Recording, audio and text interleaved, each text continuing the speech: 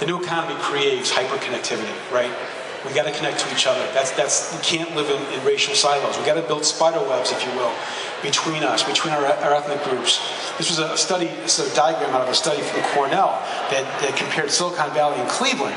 Each of those nodes or squares represents a center of excellence for technology or the arts. The author of the study said Cleveland and Silicon Valley's nodes, they have a similar number of nodes. Silicon Valley's a little bit more, but not many more. They're different areas of technology and arts.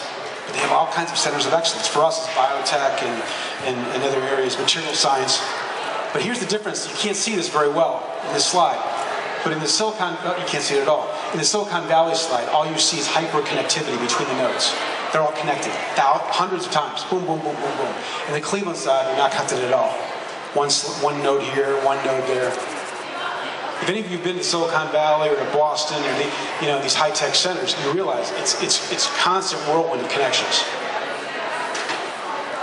So one of the approaches that I like was developed by a think tank in London. It's called the Intercultural City Project. They believe that diversity is not a stagnant thing. You can't, you're not diverse if you simply have the African American group represented here, Latino group represented here, the Asian group represented here. We have our street fairs, we have our functions, and they're all represented, and we're a happy community, right? We're diverse. Well, yes and no. We're not encouraging the cross-pollination of any of those groups. As long as they stay in their silo, we're happy. And they say no. The real innovation in the future and diversity is going to be in encouraging cross-pollination. That none of these ethnic backgrounds are fixed. We're all in flux.